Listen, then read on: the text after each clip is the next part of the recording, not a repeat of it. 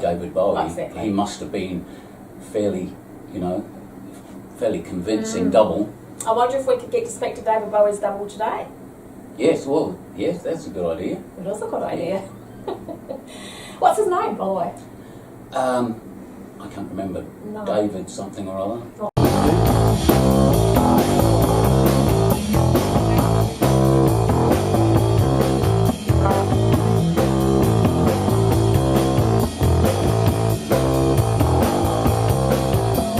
Not David Bowie. No, not David. No, I can't recall actually. I'm sorry. No.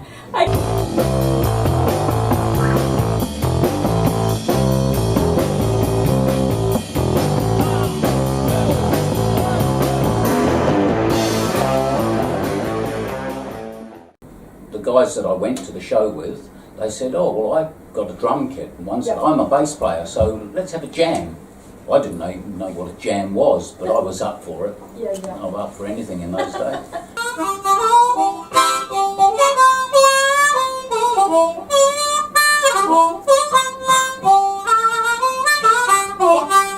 And so we had a jam, and I started singing, and they were quite surprised.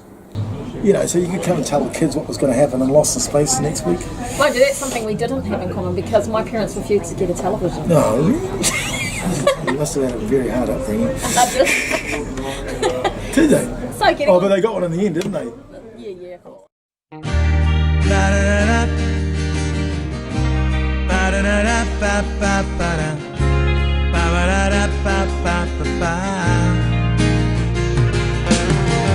The music side of things. Yeah. Yeah.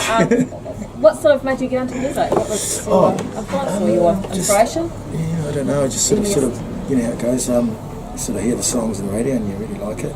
Yeah. What was your first Well, song think- that you liked? No, I don't know. HMS Endeavour. Right. Okay. Anything else? HMS Endeavour was her sail. No matter what I do, it doesn't matter where you go, it doesn't matter what I say, you do it anyway. You actually, you like Andy Gill? Yeah. But I prefer David Cassidy. Doesn't matter how I feel, whatever trip you're going through, it doesn't matter how I play, you'll do it anyway. Doesn't matter what. You are the master of moving photography, having worked for MTV. Yeah. Can you tell us a little bit, like, must have been an amazing experience to work over there with some big names and do some great things? So the honest truth is, it's just like a job. Yeah, Do you know what I mean? It's just like a job. Any other job, it's just happened to be, Yeah, some reasonably high-profile people that's right. involved in it. Yeah. I will let you down, I will make you hurt. Practice Yeah. and be critical. Yeah. Okay, those are the two things. I mean, it doesn't matter what you're shooting, whether you're using a $100,000 camera or a $2,000 camera. Just lots of practice and be critical. Yeah. And look for areas that you can improve. Yes. Because there will always be areas that you can improve on. Right. Develop a style. Commercially, you need to develop a style. Okay, so what do you mean by style? Well, just a look. Just when people look at your video, they go, "Oh, this is Shirley's video." They can tell because it's got that kind of look to it. Okay. Some voices are instantly recognisable, such as Brendan Dugans. And today we're sitting with Brendan. Dugan, welcome to the show, Brendan. Oh, thank you. It's good to be here. It really is. Well, actually, in my house, really. I know, yeah, So we are. it's nice to have you here. Thank you very much. It's got to take you by a honky-tonky roads. You got them playing the last gig they'll ever do. Can we have a cup of tea? No. Yeah, like Muffy. But first of all, just rewinding it all back, and just wondering how you got into music. Well, I was born into a musical family. An awakening, wide open our hearts.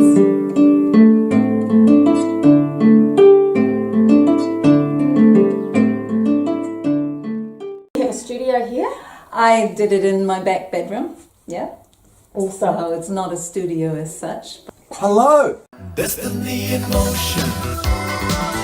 Hit me from behind. Yeah, songs are strange. They come out of nowhere.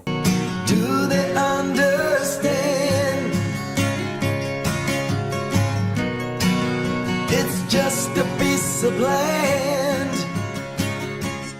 And the mud that fell. 4 really good friends playing music we really loved. You said love was forever, but I know a change is gonna come. You said don't leave me never. When I wake up,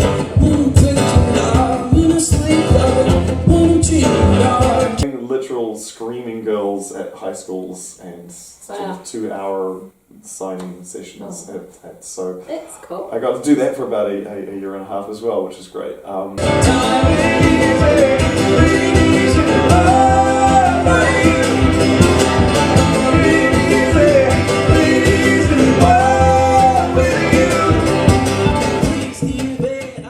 And everybody in that band was under 20 and I was in my 30s.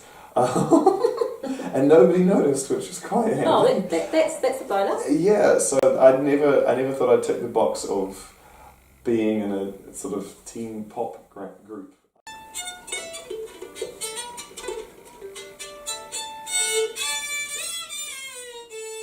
Yes. You think you're gonna get away with it, but I know your plan.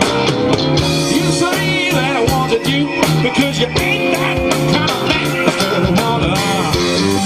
Yeah.